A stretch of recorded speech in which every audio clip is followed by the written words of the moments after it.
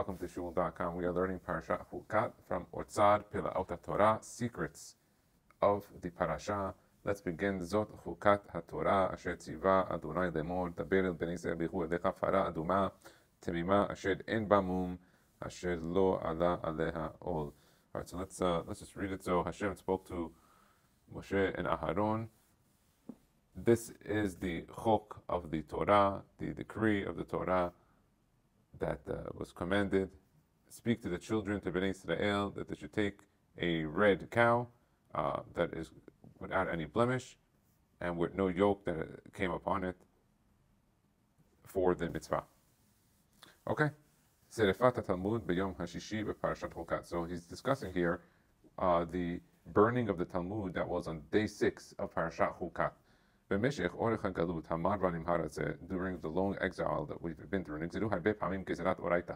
have been many decrees to burn the oral Torah that was written, like the Gemara Talmud. The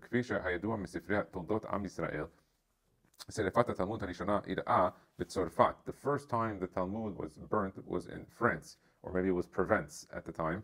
Be'erev Shabbat, Parashat Chukat, Shnat Hey Aleph Daled Yisira. So it was in the 4000. We're in the 5, and that is year 6, I guess.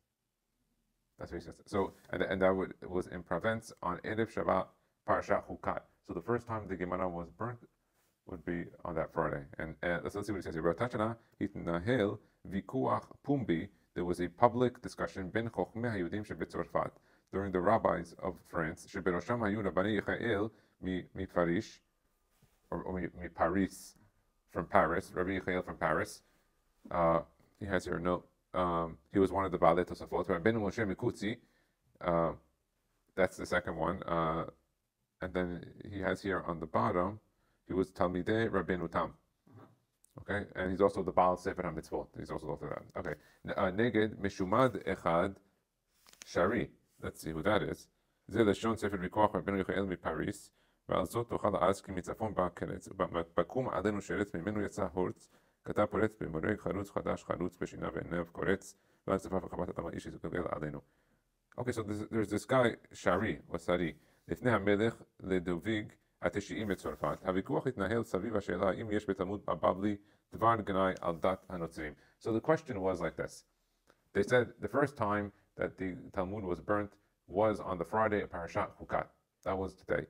And so how did it start, the burning? Is that the discussion initially began where they asked the Christians, they were asking the Jews, is there anything in your oral Torah, in your Talmud, that says anything derogatory about Christians? That was the question.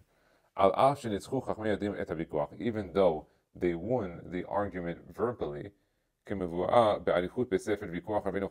there's a whole book that you can read, which is called Vikuach, the argument of Rabbeinu Yechael mi Paris, that discusses it. Im kol ze lo nimtak acharon af, which means even though they won and everyone logically saw that they were proper and they did everything correctly and there was justification for everything, that everything could be explained. Of course, on the surface, a lot of things in the Torah and the Talmud can be misunderstood, but they're not intended to be taken literally. A lot of it is not intended to be taken literally. And even if there are mefarshim, everything has to be taken into the context of the year it happened, when it was written, what was the time period, what was going on. I think the idea that everyone believes that the time period and the ideology that exists today was always prevalent is just completely false.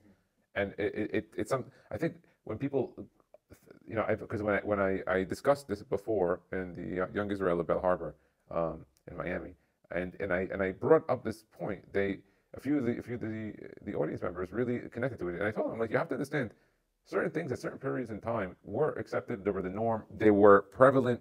It's not for us to discuss their moral equivalent. It's nonsense to even do it, because we're not living then. We're living at a different time, it's a different period. A lot of things have changed, and of course, it can always be improvement in things, but I think that's important.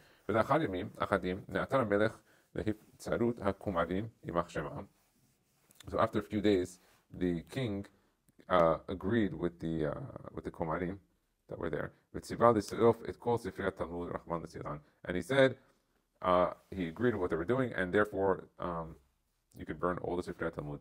Beyom Erev Shabbat Kodesh Parashat Chukat שנת ה-1000 ד' ליצירה, הובאו אל רחובה של העיר פריז 20 קרונות מלאים ספרי התלמוד, 20 different קרונות, like wagons filled with books of the Talmud, והלכות, and laws, והאגדות, and all different, like you could say, stories, והניכרים, העלו אז על המוקד כל ספרי הקודש בפומבי, רחמנא ליצלן. It was all publicly done.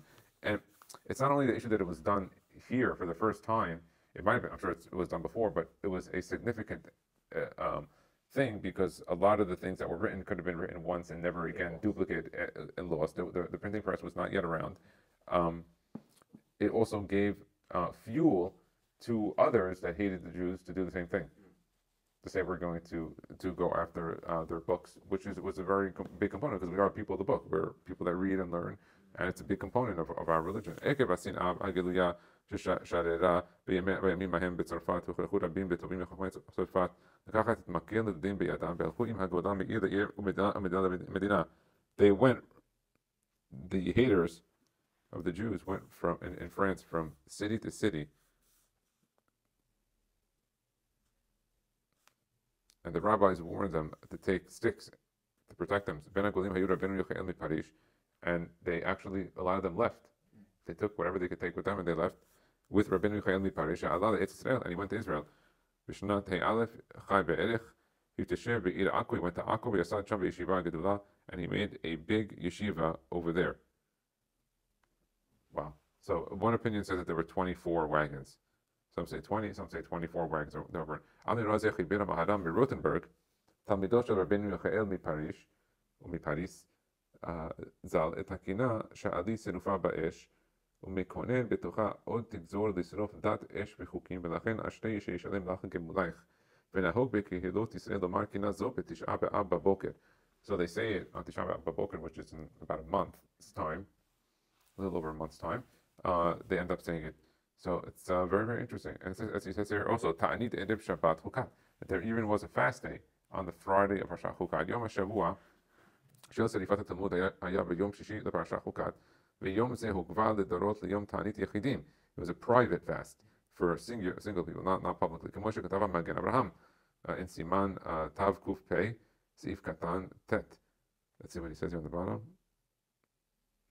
That's Rabbeinu Abraham Alevi Gombiner, okay. B'Shem Sefer Tanya Rabbati, V'nei Chidush Nifla Yesh B'Kvi'at Yom Zeh L'Ta'anit.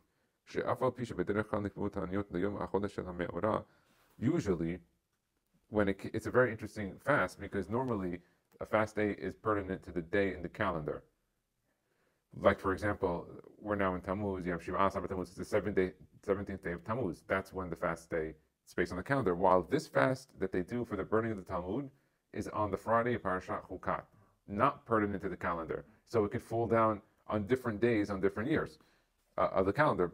Whatever days of Friday. The reason for this,